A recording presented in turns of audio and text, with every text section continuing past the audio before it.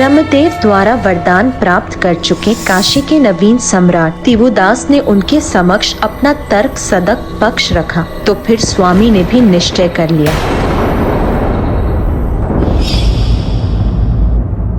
उमा, मुझे काशी छोड़कर जाना होगा।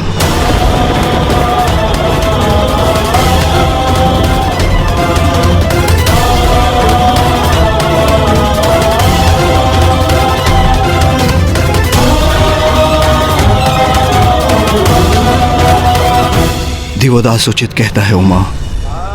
ब्रह्मदेव ने उन्हें वचन दिया है, उनके वचन का मान तो मुझे किसी भी अवस्था में रखना होगा। उचित है नाथ, मैं भी आपके साथ चलूंगी। हम कैलाश लौट चलेंगे। चलिए स्वामी। नहीं उमा, आप जगत माता हैं, स्वयं प्रकृति हैं। आपके बिना संसार का भरण पोषण असंभव है। देवताओं के अभाव में संसार की रक्षा हेतु आपका यहां उपस्थित रहना अति आवश्यक है।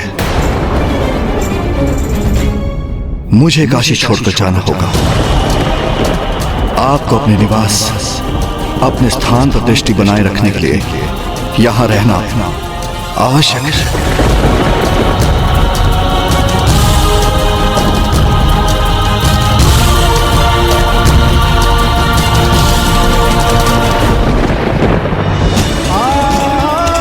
स्वामी,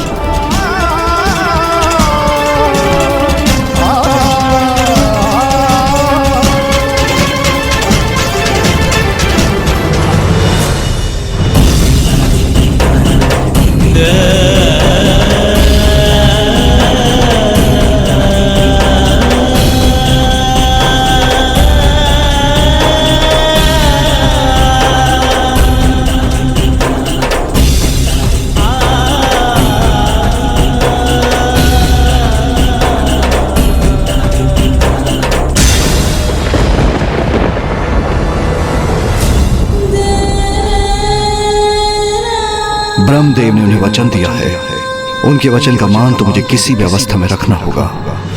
मुझे काशी छोड़कर जाना होगा।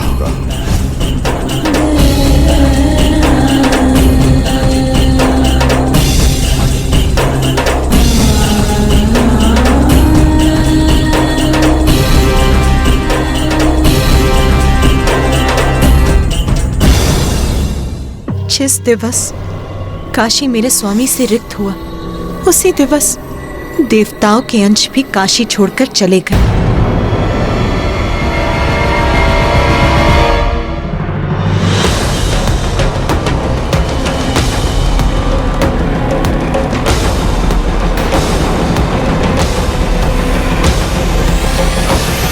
ये मुझसे कैसा अनर्थ हो गया महादेव। मेरे वरदान का मान रखने हेतु आप अपनी प्रिय काशी के साथ साथ देवी आदि शक्ति को भी छोड़कर जाने के लिए विवश हो गए हैं, और इसी कारण अन्य देवताओं के अंश भी जिनका वास काशी में था वो भी अपने स्थान से रिक्त हो गए।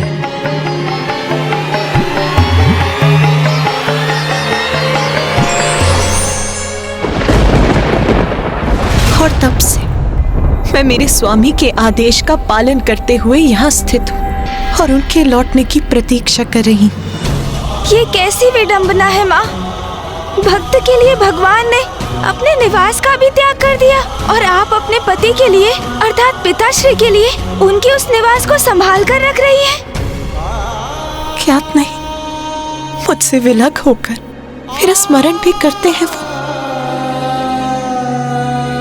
क्या मेरा विचार भी करते हैं वो, अथवा अपने ध्यान में इतने लीन हो गए हैं कि मुझे भूल ही गए। पिताश्री आपको भूल जाए, ये कैसे संभव है माँ? ये संशय भी भला कैसे उत्पन्न हो सकता है आपके मन में?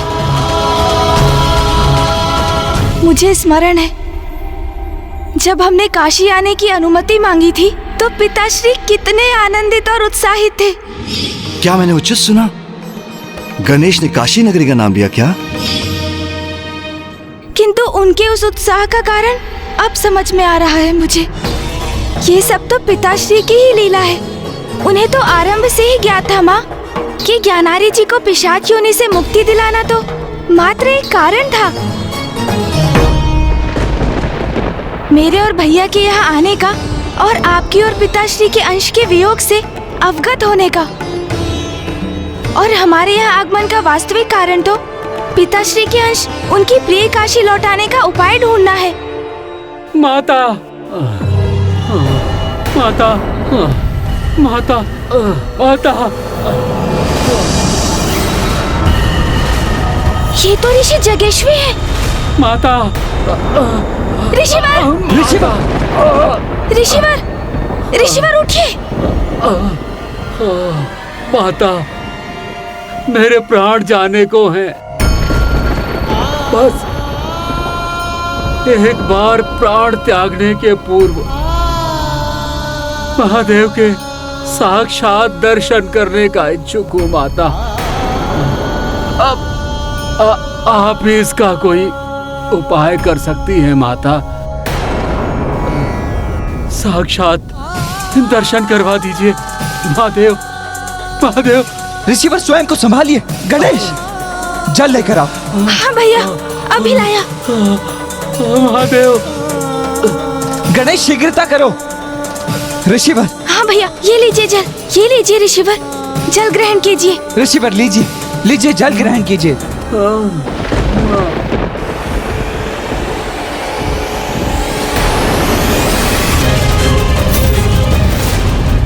जब तक महादेव के साक्षात दर्शन नहीं कर लूंगा, निर्जल ही रहूंगा। माँ, ये जल को अस्वीकार क्यों कर रहे हैं? ये महादेव के साक्षात दर्शन करने के पूर्व अपना शरीर नहीं त्यागना चाहते, इसलिए जल ग्रहण करने से मना कर रहे हैं पुत्र। किंतु ये भी कैसे संभव होगा पुत्र, क्योंकि स्वामी का तो काशी में प्रवेश ही वर्जित है। ओम नमः शिवाय। ऋषिवर तो अपनी चेतना खो रहे हैं। माँ, अब तो स्थिति द्विगुणित हो रही है और विकट बनती जा रही है। यहाँ ऋषि जगेश्वी को यदि पिताश्री के दर्शन प्राप्त ना हुए तो वो अपने प्राण त्याग देंगे, और बाहर ज्ञानारी जी का पिशाच बड़ी आतुरता से भैया और मेरे द्वारा उनकी मुक्ति का उपाय करने की प्रतीक्षा कर रहे हैं।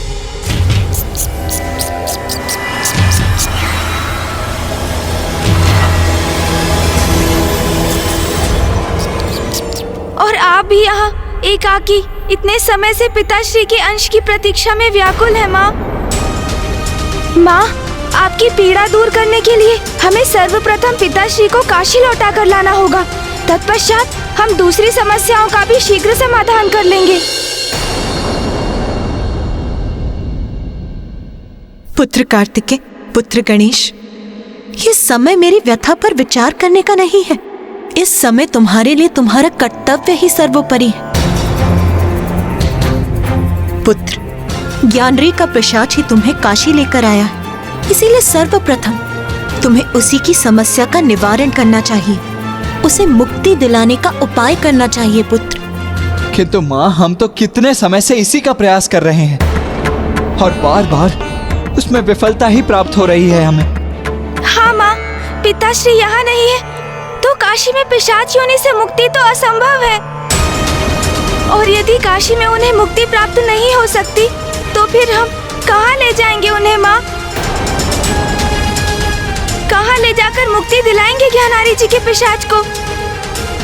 हाँ माँ।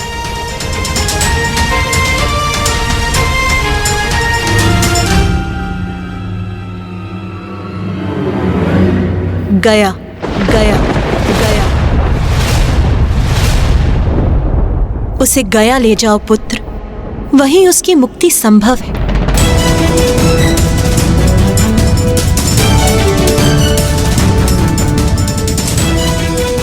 किंतु माँ, जो कार्य काशी में संभव नहीं हुआ वो गया में भला कैसे संभव हो सकता है?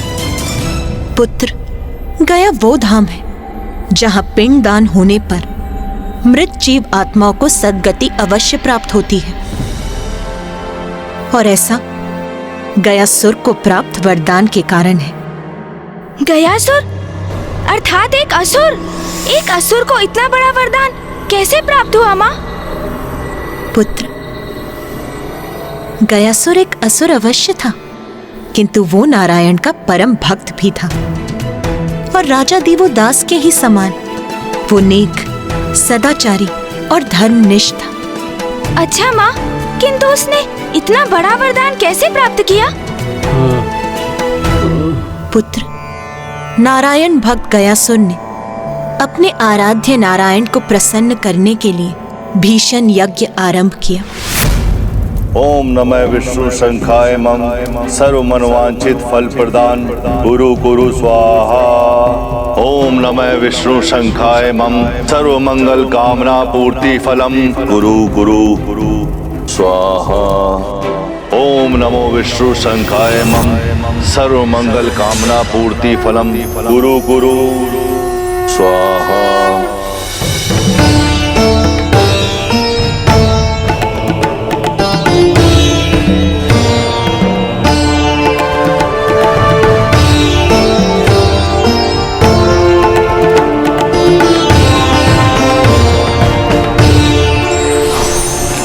पुत्र गयासुर,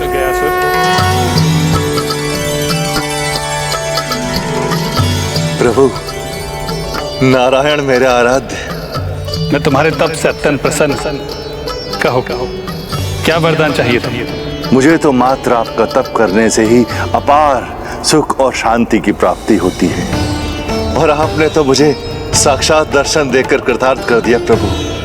आपके दर्शन ही मेरे लिए वरदान स्वरूप है प्रभु, और आपकी आज्ञा का पालन करना मेरा धर्म है प्रभु। यदि आप मुझे वरदान देना ही चाहते हैं तो मुझे निरंतर भाव से तप करने की शक्ति दीजिए प्रभु, और मुझे यह वरदान दीजिए कि जब मैं आपकी तपस्या में लीन हूं उस समय जो भी जीव मुझे स्पर्श करे या मेरे दर्शन करे वह यमराज और उसके दूतों के बंधन से मुक्त हो जाए, उन्हें मोक्ष की प्राप्ति हो और वो वैकुंठ गमन के अधिकारी हो।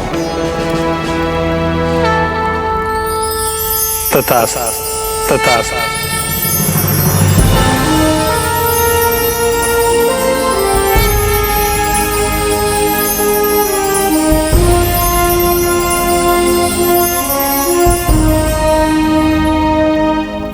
आपके इस आशीर्वाद के लिए आपका कोटि कोटि धन्यवाद प्रभु। और इस प्रकार गयासुर के वर प्राप्ति से सृष्टि का संतुलन बिगड़ने लगा। दुर्जन अत्याचारी पुरुष पाप कर गयासुर का स्पर्श कर लेते थे और मोक्ष पाकर वैकुंठ पहुंच जाते थे। हम पापियों के साथ न्याय करने में, उनको दंडित करने में असमर्थ हैं प्रभु, और गयासुर के प्रभाव से पापी भी मोक्ष के अधिकारी बने हुए हैं और अधिकतर जीव मोक्ष की प्राप्ति कर रहे हैं। इसलिए पुनर्जन्म का चक्र भी खंडित होता जा रहा है। ये अनर्थ कब तक होता रहेगा महाराज? आप यथाशीघ्र कुछ कीजिए, अन्यथा सृष्टि का घोर अनिष्ट हो जाएगा। मैं शीघ्र अतिशीघ्र इस चिंता को त्रिदेव के समक्ष रखूंगा। अब वही इसका कोई समाधान सुझाएंगे।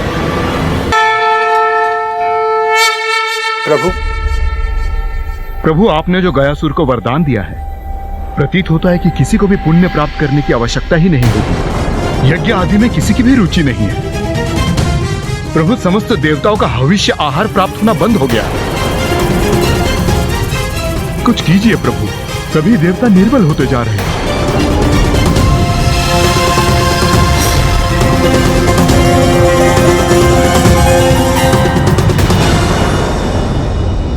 महादेव, यदि ऐसा ही होता रहा तो जिस संसार की रचना आपने और माता आदिशक्ति ने की है वो जीवों से रिक्त हो जाएगा। नहीं, इस समस्या का एक ही समाधान है, गयासुर की मृत्यु हो। जब वो ही नहीं होगा तो उसके माध्यम से किसी को मुक्ति भी नहीं प्राप्त हो पाएगी। सृष्टि के हित के लिए मुझे उसका अंत कर ही देना चाहिए। नहीं देवराजेंद्र, गयासुर मेरा भक्त है, निर्दोष, निष्कपट। मैं मानता हूं कि संसार की सुरक्षा आवश्यक है, किंतु उसके लिए किसी निर्दोष का वध करना कदापि उचित नहीं। और वैसे इस समय आप सभी देवताओं में कोई इतना सामर्थ्य नहीं कि गयासुर को क्षति पहुंचा सके।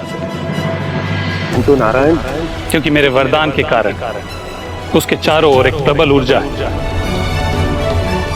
अब यदि मैं आपका सुझाव स्वीकार भी कर लूं ना देवराजन, तो आपकी शक्ति उस प्रबल ऊर्जा को भेद कर गयासुर का वध नहीं कर सके। हमें कोई ना कोई उपाय तो निकालना ही होगा, वो भी शीघ्र, अति शीघ्र।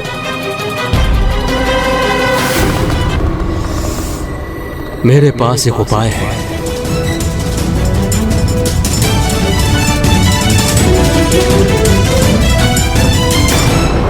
ओम नमः विष्णु शंखाय मम सर्व मंगल कार्याय पूर्ति नमः कुरु कुरु स्वाहा। ओम नमः विष्णु शंखाय मम सर्व मंगल कामना पूर्ति फलम कुरु कुरु स्वाहा। गयासुर,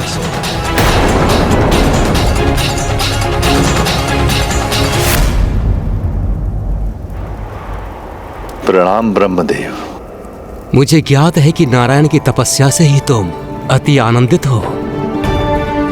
तुम्हें मुझसे अथवा किसी और से कोई वरदान नहीं चाहिए, किंतु मुझे तुमसे एक वरदान चाहिए। आप जो चाहे मांग ले ब्रह्मदेव। मैं तपस्या के मध्य जो भी मेरे वश में है वो वरदान देने के लिए प्रतिबद्ध हूं।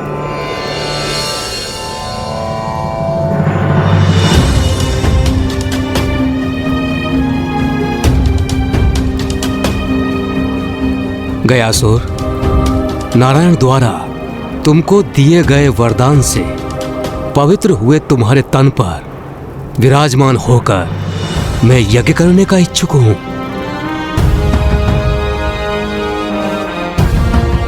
अवश्य प्रभु, यह तो मेरा सौभाग्य होगा।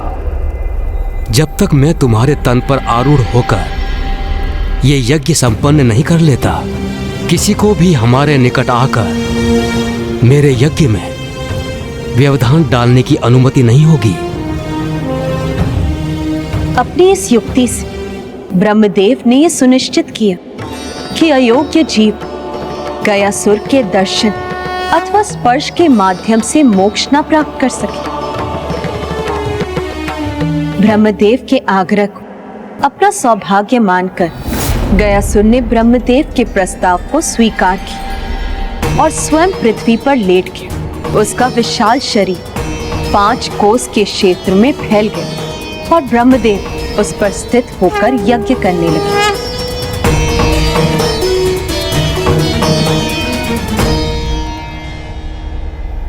ब्रह्मदेव अनंत काल के लिए गयासुर के तन पर बैठकर यज्ञ नहीं कर सकते। एक समय के पश्चात उनका यज्ञ पूर्ण होगा और उसके बाद गयासुर पुनः उठकर तप करने लग जाएंगे और सभी जीवों को पुनः उनके निकट जाकर मोक्ष प्राप्ति का मार्ग प्राप्त हो जाएगा। मेरे विचार से हमें ब्रह्मदेव की सहायता करनी चाहिए। हाँ, यही उचित होगा। हमें गयासुर के भिन्न अंगों पर स्थापित होकर अपने भार से उसे दबाए रखना होगा, जिससे कि वो उठ न सके। किंतु उसकी विशाल काया के कारण हम देवताओं को सम्मिलित रूप से प्रयास करना चाहिए। संसार की भलाई एवं सृष्टि के नियम पूरक संचालन के लिए गयासुर का पृथ्वी पर लेटना ही आवश्यक था, और जिसके लिए देवताओं ने एक सम्मिलित प्रयास किया। देवता गयासुर को उठने से रोकने के लिए उनके भिन्न भिन्न अंगों पर जाकर स्थित हो गए। हमारे भार से गयासुर पर कोई प्रभाव नहीं पड़ रहा। हमें उस पर और भी भार डालना होगा।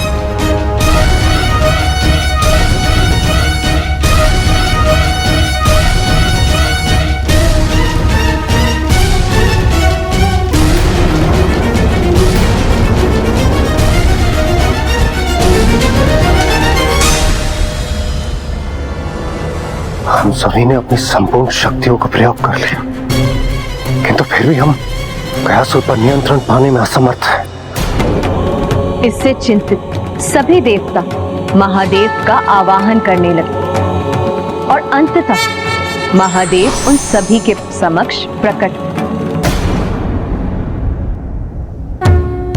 गयासुर नारायण का परम भक्त है, इसलिए इतना बल उसमें नारायण की परम भक्ति से ही उत्पन्न हो रहा है।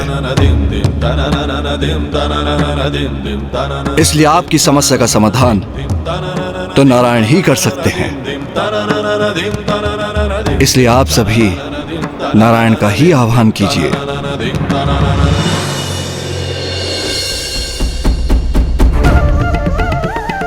ओम नमो नारायणाय नमः।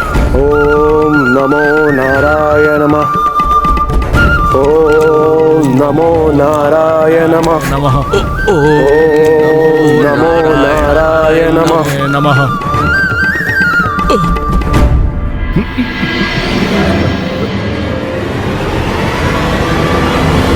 तो क्या माँ देवताओं की गुहार लगाने पर क्या मामा जी उनकी रक्षा के लिए प्रस्तुत हुए? गयासुर से संबंधित इस घटनाक्रम में प्रभु की कौन सी लीला निहित थी और क्या प्रयोजन था उसका? ये देवतागण गयासुर को भूमि पर स्थिर रखने का भरसक प्रयास तो कर रहे थे, किंतु समय गयासुर की असीम शक्ति के समक्ष पर्याप्त नहीं था।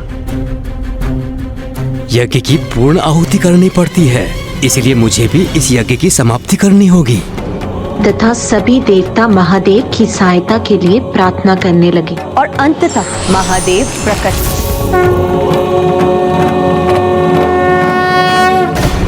गयासुर नारायण का परम भक्त है, इसलिए इतना बल उसमें नारायण की परम भक्ति से ही उत्पन्न हो रहा है।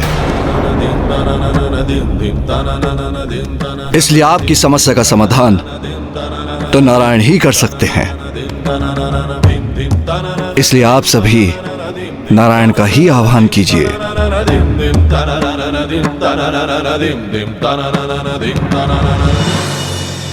ओम नमो नारायणाय नमः। ओम नमो नारायण नमः। ओम नमो नारायण नमः। ओम नमो नारायण नमः।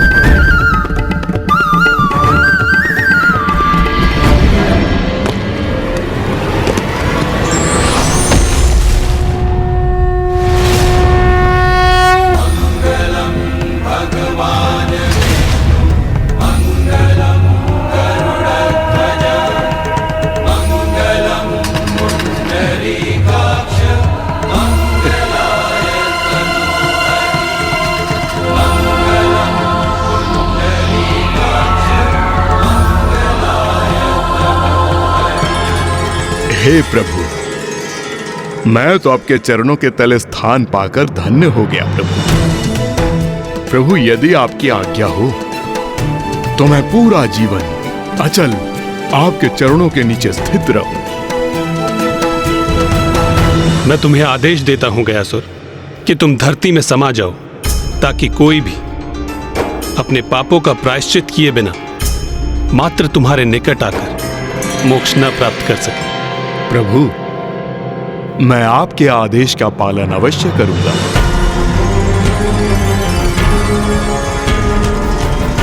तुम्हारे इस त्याग से मैं अत्यंत प्रसन्न हूं। मांगो गयासुर, वरदान मांगो।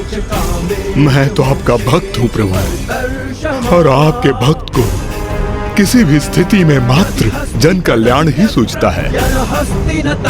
इसीलिए आप मुझे ये वरदान दीजिए कि आप मेरे हृदय में सदैव जब तक सृष्टि रहेगी श्री विग्रह रूप में स्थित रहेंगे प्रभु।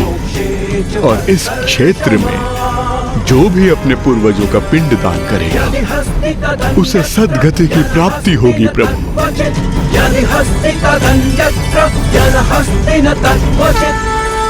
तथास्तु, तथास्तु, तथास्तु। गयासुर, मैं तुम्हें वरदान देता हूं कि भूमि में समाने के पश्चात तुम्हारे शरीर के ऊपर की भूमि को पवित्र गया भूमि कहकर पुकारा जाएगा, और जो कोई भी अपने पूर्वजों का पिंडदान इस भूमि पर करेगा उसके पितरों को सद्गति प्राप्त होगी। और जिस दिवस इस पावन भूमि पर पिंडदान होना बंद हो गया, उस दिवस तुम्हें धरती के ऊपर आने की अनुमति होगी। मुझे मनोवांछित फल देने के लिए धन्यवाद प्रभु। अब कृपा कर आपके आदेश का पालन करने में मेरी सहायता कीजिए प्रभु।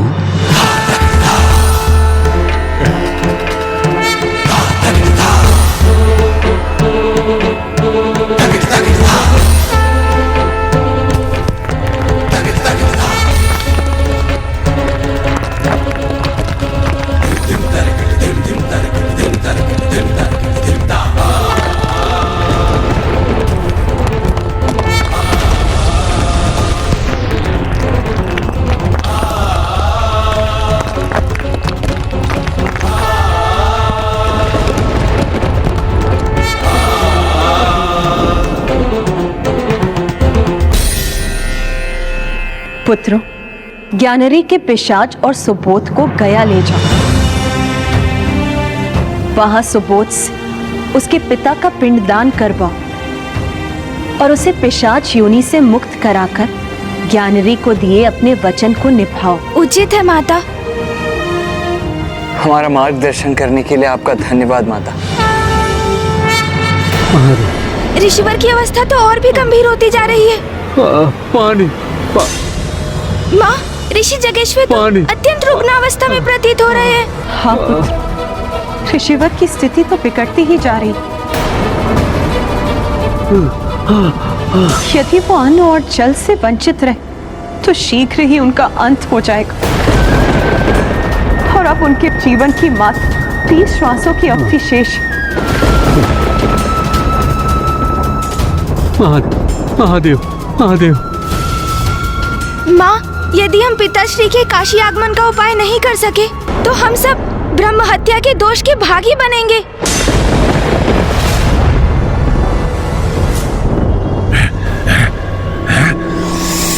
सर्वप्रथम गणेश जी कुमार कार्तिकेय मंदिर के भीतर गए, फिर अचानक बाहर आए और तीव्र गति से कहीं और चले गए, फिर लौट कर आए और मंदिर के भीतर चले गए। और अभी भी मंदिर के भीतर ही है।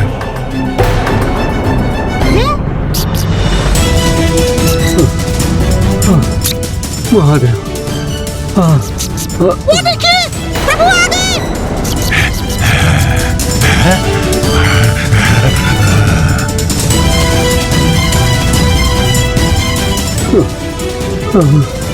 महादेव, महादेव। पिताश्री, प्रभु गणेश जी और गुरुदेव तो लौट रहे हैं, किंतु वो अपने साथ किसे ला रहे हैं? महादेव,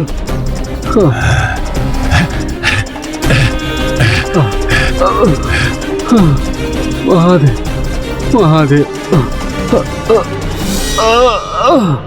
ओम नमः शिवाय, ओम नमः शिवाय, ओम नमः शिवाय, ओम नमः शिवाय, ओम नमः।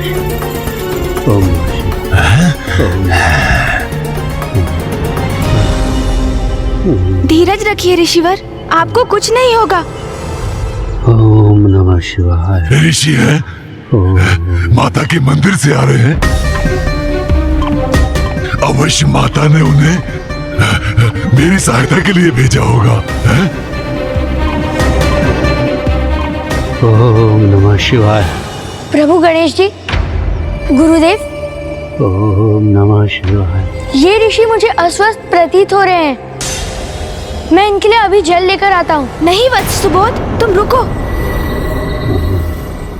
ज्ञानारी जी, ऋषि जगेश्वर अभी अत्यंत गंभीर अवस्था में है और वो तब तक अन्न और जल ग्रहण नहीं करेंगे जब तक उन्हें पिताश्री के साक्षात दर्शन नहीं हो जाते। इसमें आपको क्या कठिनाई है गणेश जी? आप तो स्वयं महादेव पुत्र हैं।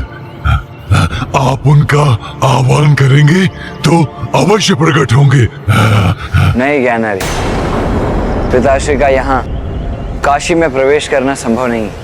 हमें कैलाश जाकर किसी उपाय से पिताश्री को ऋषि जैगेश्वर के लिए यहाँ आने के लिए सहमत करना होगा, क्योंकि ऋषिवर के जीवन की रक्षा का बस यही एकमात्र उपाय है।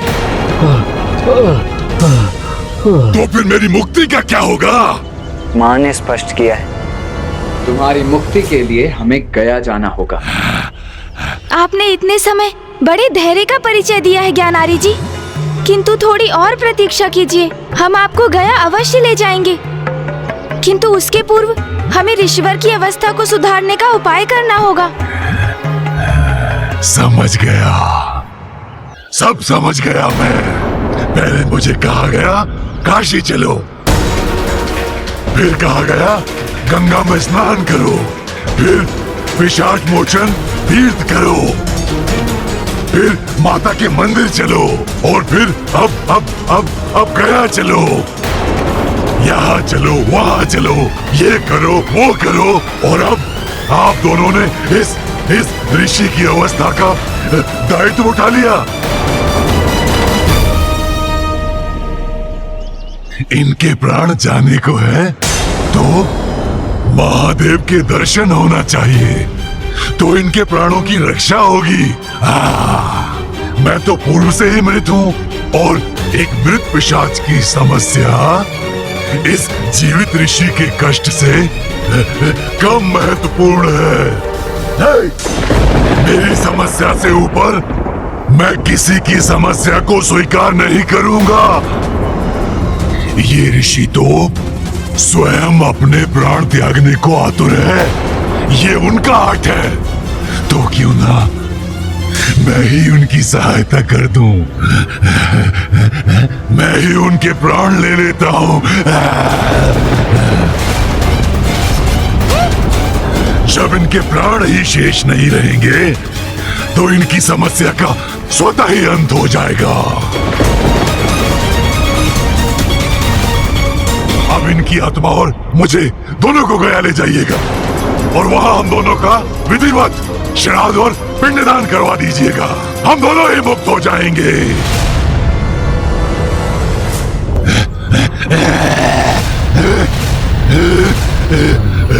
रुकिए ज्ञानारी जी। नहीं, मात्र यही मार्ग शेष है, और कोई अन्य उपाय नहीं हो सकता। जब तक इसे दंड नहीं दूंगा, ये पिशाच रुकने वाला नहीं है। भैया रुक जाइए। जब तक जीवित थे आप निरंतर पाप करते रहे, और अब मृत्युपरांत भी आप पाप कर रहे हैं। हत्या करने जा रहे हैं, वो भी एक तपस्वी ऋषि की। महादेव के परम भक्त की हत्या करेंगे आप। ज्ञात भी है आपको, यदि आपने ऋषि जगश्वे का स्पर्श भी किया तो महादेव के कोप के भागी बनेंगे आप। उनकी क्रोधाग्नि भस्म कर देगी आपको।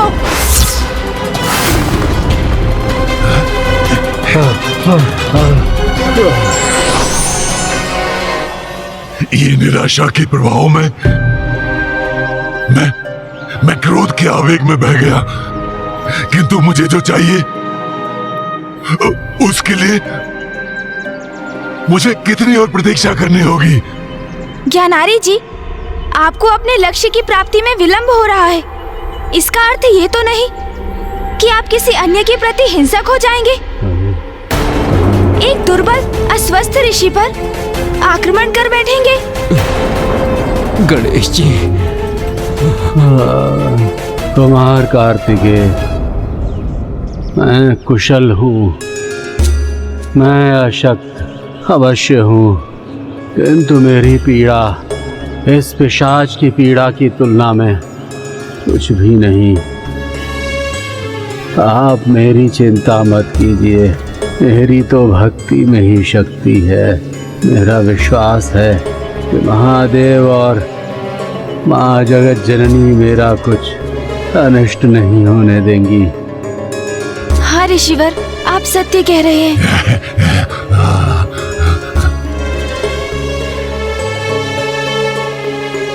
मूषक जी, प्रभु, आप यहीं रुकिए, ऋषिवर के निकट। कैसी आपकी आज्ञा प्रभु? हमें सर्वप्रथम अपना वचन निभाने गया जाना होगा।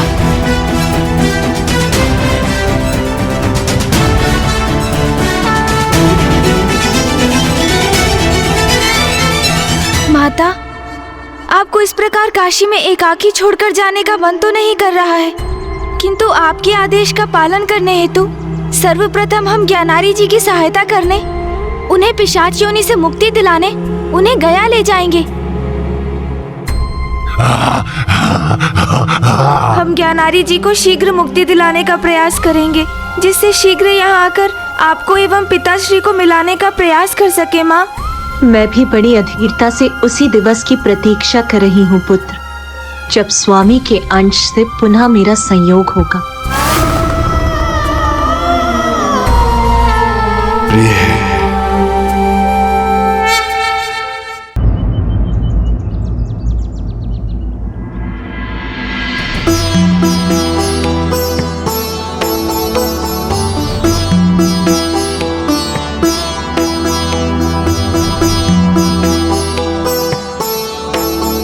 यहाँ मेरे समान मुझे अतृप्त आत्माएं दिखाई दे रही हैं, अर्थात ये वही स्थान है जहां मुझे मुक्ति प्राप्त होगी। माता का सुझाव सर्वथा उचित था। हाँ।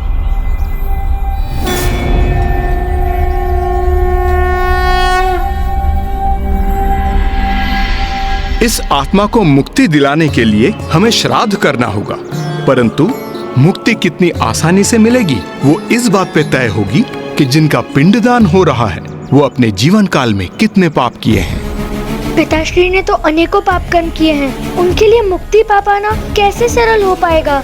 किंतु जो भी हो, हमें अपने दिवंगत संबंधियों को पूर्ण रूप से मुक्ति दिलाने का प्रयास अवश्य करना चाहिए।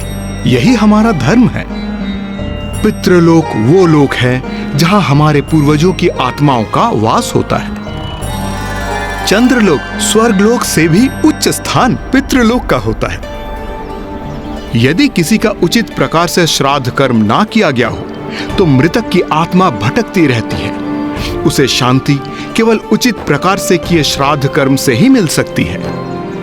अर्थात क्या यहाँ मेरे पिता को श्राद्ध कर देने से उनकी आत्मा को सद्गति प्राप्त होगी? निस्संदेह। किंतु ब्राह्मण देवता, ये श्राद्ध कर्म होता क्या है? इस श्राद्ध का फल तुम्हारे पूर्वजों को मिलेगा। इसी से उन्हें शीघ्र मुक्ति पाने में सहायता मिलती है। इसमें 3 विधियां होती हैं: जलदान, पिंडदान और ब्राह्मण भोजन। जलदान के द्वारा उस आत्मा को जल प्रदान होता है, पिंडदान के द्वारा तृप्ति होती है और ब्राह्मण भोजन के द्वारा शेष पूर्ति होती है। अब हम पिंडदान से आरंभ करेंगे। किंतु ब्राह्मण देवता, ये पिंड क्या होता है? गणेश जी, मैं आपकी ये जिज्ञासा अवश्य शांत करूंगा।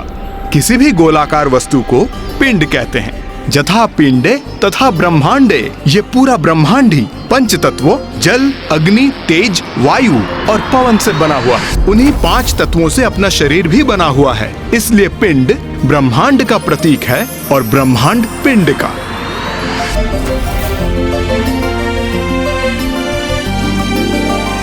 यहाँ तक कि हमारा शरीर भी एक पिंड ही है और पितरों का पिंडदान इसलिए किया जाता है ताकि उनका पिंड अर्थात इस शरीर रूपी पिंड से आसक्ति छूट जाए और वो आगे की यात्रा आरंभ कर सकें और दूसरा पिंड या दूसरा शरीर या मोक्ष पा सकें। ब्राह्मण देव, हम पिंडदान का महत्व तो समझ गए, किंतु ये जल तर्पण क्यों आवश्यक है? मृत व्यक्ति की आत्मा को जल की बहुत प्यास होती है, किंतु उसे किसी भी जल के स्रोत के निकट जाने की अनुमति नहीं होती है। इसलिए उसके पुत्र द्वारा दिया गया जल उसकी प्यास बुझाता है और वही जल वो आत्मा ग्रहण करती है। इसलिए जल का तर्पण परम आवश्यक है।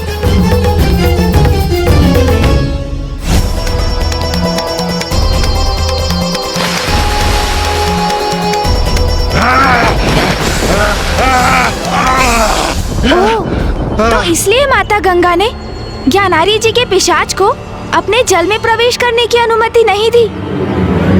अब आप सभी को समझ आया कैसी यंत्रणा सह रहा हूं मैं।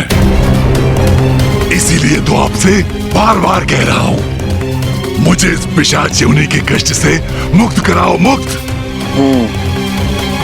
और पितरों और देवताओं का प्रतिनिधित्व करने वाले 2 ब्राह्मणों को भोजन कराना इसीलिए आवश्यक है क्योंकि देवताओं को महाभोग प्रस्तुत किए बिना तो कोई भी पूजा संपन्न नहीं होती।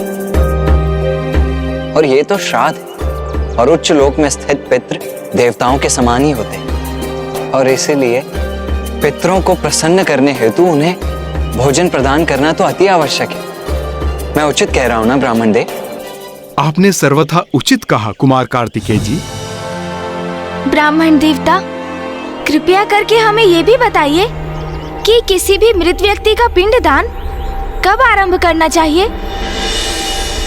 मनुष्य की मृत्यु के उपरांत प्रथम दिन से ही पिंडदान प्रारंभ करना चाहिए। किंतु यदि किन्हीं विशेष परिस्थितियों के कारण अथवा अज्ञानतावश कोई अपने निकट संबंधियों का पिंडदान करने में असमर्थ रहा हो, तो जैसा कि ज्ञानारी के साथ हुआ, तो इस भूल को सुधारने का क्या उपाय है? यदि मरणोपरांत किसी का पिंडदान ना हो तो ये अत्यंत दुर्भाग्यपूर्ण है। तब मृत जीव की आत्मा किसी न किसी रूप में आकर अपने संबंधियों को अवश्य सताती है। ब्राह्मण देवता, आप सर्वथा उचित कह रहे हैं। हमारे साथ भी यही हुआ है।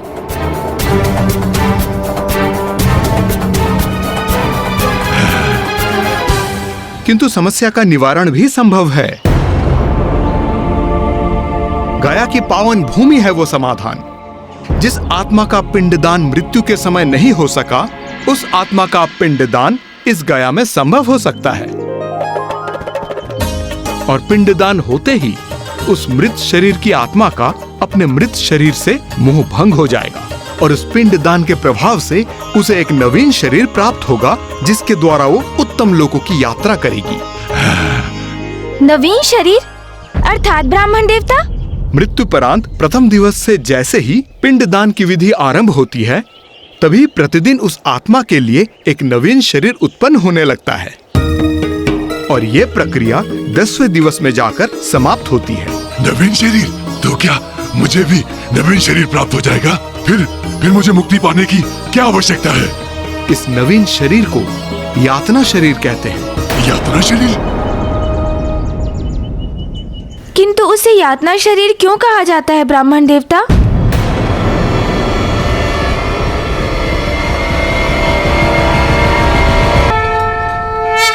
अब हम विधिवत पिंडदान की प्रक्रिया आरंभ करेंगे, और आप स्वयं इस पिशाच के नवीन शरीर ग्रहण करने के प्रत्यक्षदर्शी बनेंगे।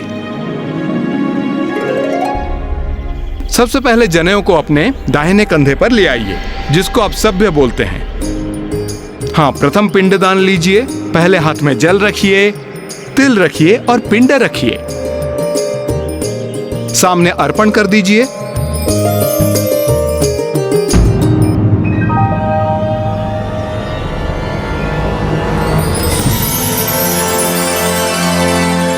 मेरा शीश। प्रथम दिवस के पिंडदान से यातना शरीर के शीश और कपाल का निर्माण होता है। द्वितीय दिवस के पिंडदान से यातना शरीर के ग्रीवा एवं कंधे उत्पन्न होते हैं।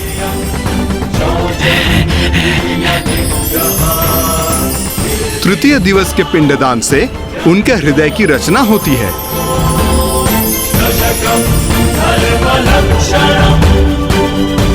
चतुर्थ दिवस के पिंडदान से उनके पेट और पृष्ठ भाग का निर्माण होता है। पंचम दिवस के श्राद्ध से नाभि का निर्माण होता है। छठम दिवस के पिंडदान से कटी प्रदेश का निर्माण होता है। सप्तम दिवस के पिंडदान से गुई भाग का निर्माण होता है। अष्टम दिवस के पिंडदान से उरु का निर्माण होता है। नवम दिवस के श्राद्ध से तालू और पांव का निर्माण होता है।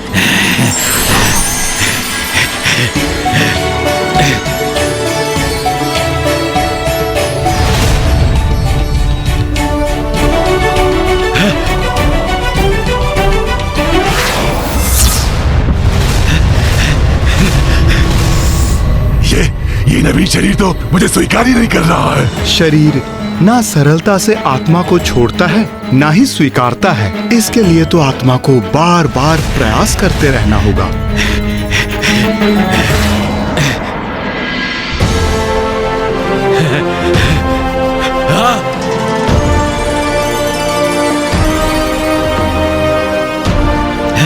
ब्राह्मण देवता, इनका तो संपूर्ण शरीर ही प्रस्तुत हो गया, तो फिर दशम दिन के पिंडदान से क्या होगा?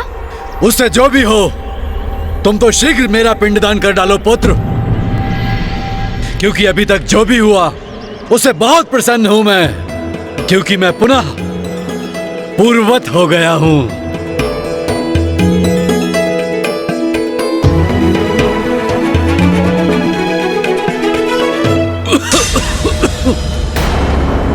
दसम दिवस के पिंडदान से उस शरीर की पूर्णता, क्षुधा और प्यास की उत्पत्ति होती है।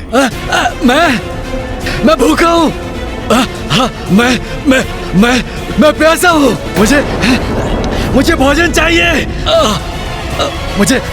मुझे जल दो, मेरा कंठ प्यास से झुलस रहा है। मृत व्यक्ति की आत्मा को जल की बहुत प्यास होती है। पिताश्री, चिंता की कोई बात नहीं वत्स सुबोध। 10वें दिवस के पश्चात 11वें और 12वें दिवस पिशाच भोजन ग्रहण करता है, और वो भोजन आपके द्वारा दिया जाने वाला पिंड है, इसलिए आप पिंडदान कीजिए।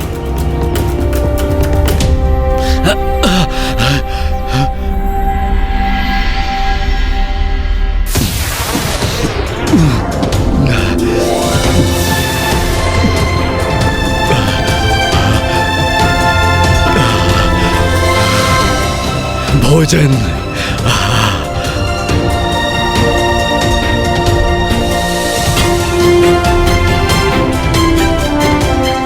प्यास,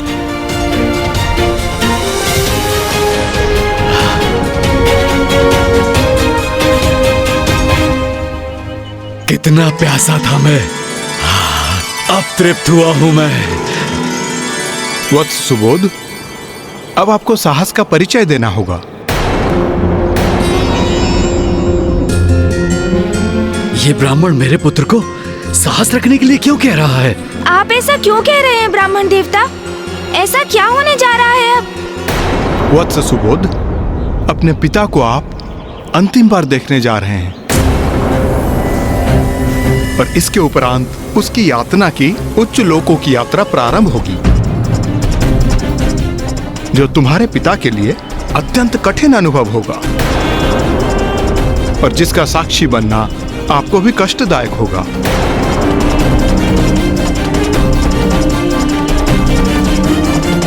ब्राह्मण देवता, क्या इस यात्रा में मैं अपने प्रिय पिता की कोई सहायता कर सकता हूँ? हाँ वत्स, एक बार वो पृथ्वी की परिधि से बाहर निकल जाएं, तो यमलोक पहुंचने तक उनकी यात्रा का प्रत्येक दिवस हमारे लिए एक मास के समान होगा। इसीलिए प्रत्येक मास को आप उनका पिंडदान करोगे। यमलोक पहुंचने के उपरांत उनका एक दिवस हमारे लिए एक वर्ष के समान हो जाएगा। हाँ। इसीलिए प्रथम वर्ष के उपरांत एक वर्ष के बाद ही पिंडदान करना आवश्यक होता है। किंतु मेरे पिता की मृत्यु को एक वर्ष तो बीत चुका है। तुम्हारे पिता की मृत्यु को एक वर्ष पूर्ण होने के कारण हम उनके लिए मासिक पिंडदान अभी एक के बाद एक साथ ही संपन्न करेंगे। ये गया में ही संभव है वत्स, इसलिए अब 13वें पिंड का दान करेंगे। पिताश्री, मैं आपका पुत्र सुबोध संपूर्ण विधि विधान से आपका पिंड दान और श्राद्ध पूर्ण करूंगा, क्योंकि अब मैं आपको और कष्ट में नहीं देखना चाहता हूँ। इसीलिए अब जो भी परिणाम हो, आप विश्वास रखिए पिताश्री, मैं संपूर्ण विधियों को संपन्न कर आपकी मुक्ति की प्रार्थना करूंगा। 13वां पिंडदान प्रारंभ करें वत्स।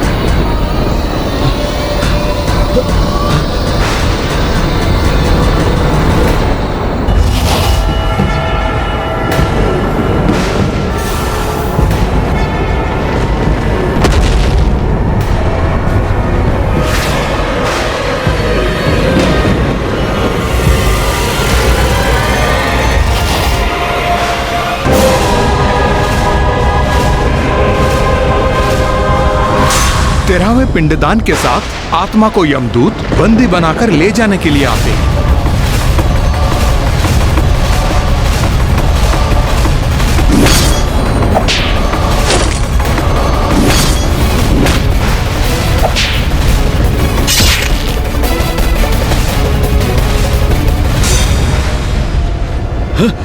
मुझे कहीं नहीं जाना। मैं पिशाच योनि में ही कुशल हूँ। चलना तो तुम्हें अवश्य होगा। अपने पापों का परिणाम भुगतकर पर्वती जीवन में प्रवेश करने। पाप? मैंने कोई पाप नहीं किया। आप किसी अन्य ज्ञानरी को लेने आए होंगे। भूलवश मुझे दंड देने आ गए। हाँ, मैं तो एक मात्र पिशाच हूँ। और वैसे भी इस पिशाच योनि में अनेकों यातनाएं सह चुका हूँ मैं। तो और क्यों भुगतूं मैं? हाँ, और क्यों सहूं? नहीं, हाँ, मुझे कहीं नहीं जाना। ये आपने क्या किया गणेश जी? मुझे ऐसी मुक्ति थोड़ी चाहिए। हाँ, मुझे नहीं चाहिए ये यातना शरीर। मैं पिशाच बनकर ही कुशल हूँ। आप कह दीजिए इन यमदूतों को मुझे छोड़ दे और चले जाएं यहाँ से। मैं आपके साथ कैलाश लौट चलूंगा। वहीं किसी वृक्ष की शाखाओं में लटका रहूंगा। कह दीजिए इन्हें। हाँ। ज्ञानारी जी, आप अनंत काल तक पिशाच नहीं रह सकते। आपके पुत्र सुबोध ने आपका पिंडदान किया है, जिससे आपको पिशाच योनि से मुक्ति प्राप्त हो। और अब आपको मृत्यु उपरांत आगे के मार्ग पर जाना ही होगा। और इस कठिन यात्रा में आपका सहायक बनने हेतु सुबोध प्रत्येक मास आपका पिंडदान करेगा। ये सब आपका ही षड्यंत्र है ना? आपको क्या था ना इस यात्रा में मुझे कष्ट होगा। मेरे जीवन में भी आपने मुझे दंडित किया, उससे संतुष्ट नहीं हुए आप। मृत्यु के बाद भी मुझे दंडित करना चाहते हैं आप? नहीं भैया, उन्हें जो कहना है उन्हें कहने दीजिए। वो अभी भयभीत है और जब भी उन पर भय छाता है तो वो उचित अनुचित का भेद भूलकर कुछ भी कह जाते हैं।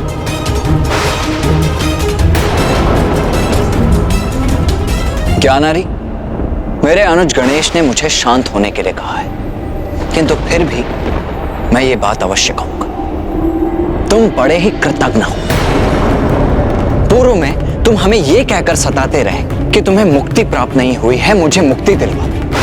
और अब जब हम तुम्हें मुक्ति दिलवाने के लिए तुम्हारा पिंड दान करवाने यहाँ लेकर आए तो तुम कह रहे हो कि तुम्हें मुक्ति नहीं चाहिए और अपने कष्टों का दोष हम पर मढ़ रहे हो। अरे ऐसी कष्टप्रद मुक्ति किसे चाहिए?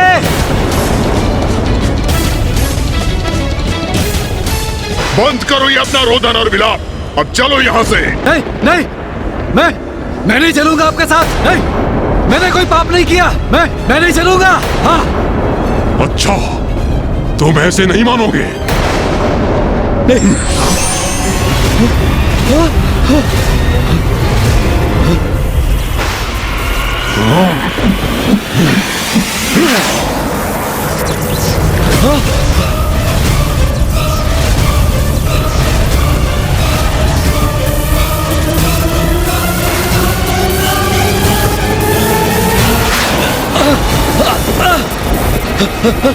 नहीं पुत्र सुबोध, पूजा के स्थान से उठने पर पूजा अधूरी मानी जाती है।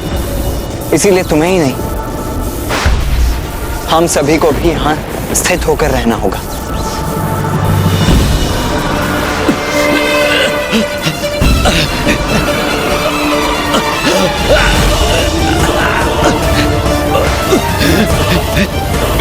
मुझे जाने दो मुझे। कोई पाप नहीं किया, कुछ नहीं किया मैंने कुछ नहीं किया। छोड़ो मुझे। असत्य कहना भी पाप होता है और अब तुम वही पाप कर रहे हो।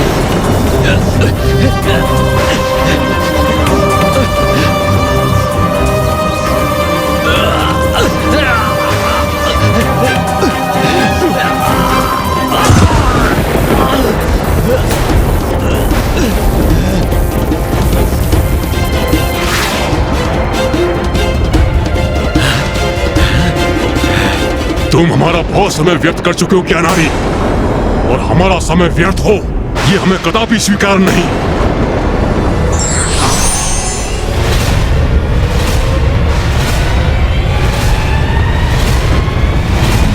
अरे अरे ये क्या कर रहे हो तुम?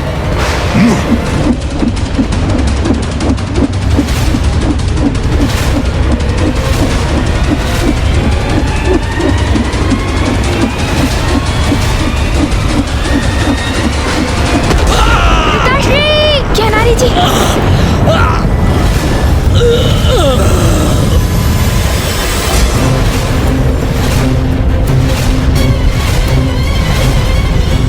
ये क्या किया आपने? आपने ज्ञानारी जी के यातना शरीर को ही चीर दिया, उनका अंत कर दिया आपने। अब उन्हें मुक्ति कैसे प्राप्त होगी?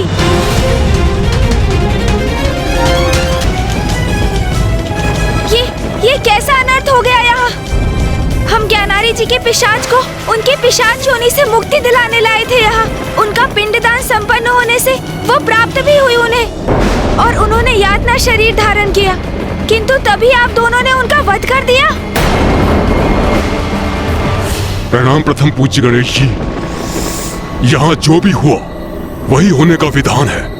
हमने कुछ भी अनुचित नहीं किया। यातना शरीर यातना पाने के लिए ही धारण किया जाता है। ज्ञानारी ने अपने जीवन में जो भी पाप कर्म किए हैं, उसके दंड स्वरूप उसको यातना भोगने के लिए ही ये यातना शरीर दिया गया है। किंतु आपने तो उसका अंत कर दिया है, फिर अब वो कैसे दंडित होगा? प्रणाम देव सेनापति कुमार कार्तिकेय। मृत्यु की असहनीय यातना अनेकों बार सहेगा ये। इस भयंकर यंत्रणा के बाद पुनः और यंत्रणा देने के लिए इसे बार बार पुनर्जीवित करेंगे। किंतु इनके यातना शरीर को इस प्रकार जीवन मरण के चक्र में क्यों डालेंगे आप? दुरात्मा है ये। अपने जीवन में अनेकों पाप किए हैं इसने। ऐसे पापियों के पाप कर्म का यही परिणाम होता है। बार बार मृत्यु का कष्ट भोगेगा ये।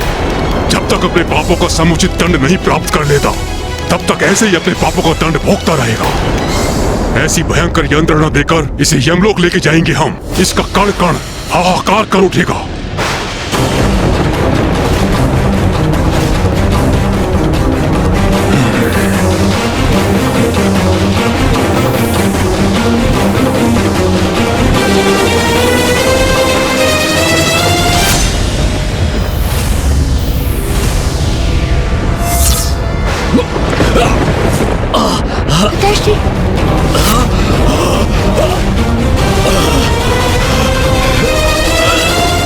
अपार पीड़ा का अनुभव हो रहा है मुझे। जैसे किसी ने खड़क से मेरे वक्ष पर वार कर दिया हो, किंतु मेरे शरीर पर कोई घाव शेष क्यों नहीं? मुझे इतना कष्ट क्यों हो रहा है? नवीन प्राण अवश्य फूकेंगे इसके शरीर में, किंतु पूर्व के कष्ट निरंतर सताएंगे इसे। जैसे जैसे आगे बढ़ेगा मृत्यु भोगेगा, जीवित होगा, उसकी कल्पना मात्र से इसका हृदय कांप उठेगा। ऐसी यातनाएं सहेगा ये। इन यातनाओं का कष्ट इसका पीछा नहीं छोड़ेगा। उन कष्टों का निरंतर अनुभव करेगा ये, जो प्रत्येक यातना के बाद और बढ़ते जाएंगे। इसीलिए तो कहा जाता है कि दुराचारी हंसते हंसते पाप कर्म में लिप्त रहते हैं, अपने पाप कर्मों का विचार नहीं करते, और वो ये मानने की भूल करते हैं कि ईश्वर की दृष्टि उन पर नहीं है, और जो ईश्वर के अस्तित्व को नकार जाने का दुस्साहस करते हैं, समय आने पर इतनी यातना उनको भोगनी पड़ती है कि वो रुदन करते करते थक जाते हैं। उनके अश्रु सूख जाते हैं, पर उनके कष्ट कम नहीं होते।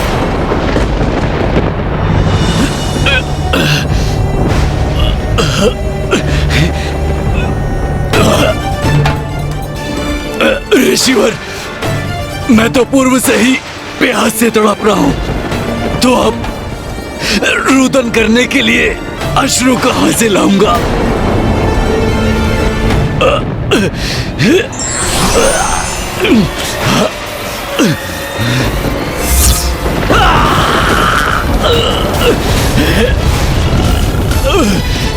ज्ञानारी जी, अब तो आपके लिए यही एकमात्र मार्ग शेष है। इसलिए संघर्ष कर इस प्रक्रिया में बाधा उत्पन्न करने का प्रयास मत कीजिए। दुर्भाग्यवश जो पाप आपने किए हैं उनका परिणाम भुगतना तो आपके लिए अनिवार्य है ज्ञानारी जी। अब चलो हमारे साथ। जितना विश्राम प्राप्त होना था हो चुका। आगे का मार्ग अत्यंत ही कठोर है।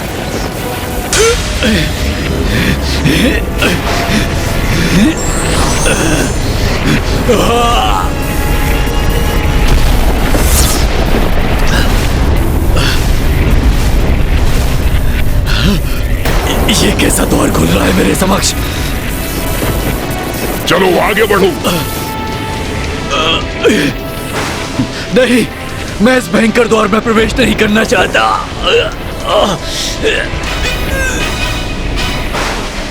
गणेश जी, आप और कुमार कार्तिकेय मुझे यहाँ तक लेकर आए। मुझे मेरी पिशाच योनि से मुक्ति दिलाने में मेरी सहायता की। अब एक और याचना है मेरी। आप अपनी दिव्य दृष्टि से मेरे गंतव्य लोक तक, जो अवश्य नरक ही होगा, मेरे इस आगामी यात्रा में प्रत्यक्षदर्शी बने, जिससे आपके माध्यम से संसार भी मेरी इस दुर्गम यात्रा का साक्षी बन सके। मेरे इस उदाहरण से सीख पाकर अन्य जीव पापों से दूर रहने के लिए प्रेरित हो। और प्रभु, मेरे पुत्र को इस यात्रा का विवरण दीजिएगा। मैं अपने जीवन में उसे कुछ उचित सिखा नहीं सका, किंतु कदाचित मेरी मृत्यु के पश्चात तो उसे कुछ सिखाने में समर्थ होऊंगा। प्रभु, मैं अपने संपूर्ण जीवन में आपको भला बुरा कहता रहा, आपको क्षति पहुंचाने का प्रयास करता रहा, किंतु आपने मुझे इस पिशाच योनि से मुक्त कराकर मुझ पर उपकार किया। आप अत्यंत दयालु हैं प्रभु, सभी देवताओं से भिन्न हैं, इसीलिए तो आप अग्रणी हैं, प्रथम पूजनीय है प्रभु, प्रथम पूजनीय। मैं आपकी पीड़ा समझ सकता हूँ, इसलिए जो हुआ सो हुआ। अब आप दंड सहकर अपने पापों का प्रायश्चित कीजिए और स्मरण रखिए, निराशा के गहन अंधकार का अंत आशा की प्रकाश की किरण से अवश्य होता है।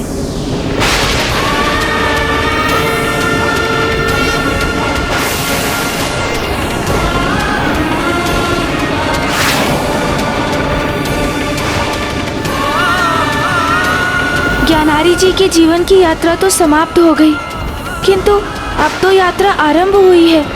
उसे पूर्ण कर यमलोक तक पहुंचना ज्ञानारी जी की आत्मा के लिए बहुत बड़ी चुनौती है। जीवन कर्मों से जुड़ा है, कर्म इच्छाओं से। व्यक्ति की इच्छाएं उचित हो तो उसके कर्म एवं जीवन ही नहीं, मुक्ति भी सरल हो जाती है।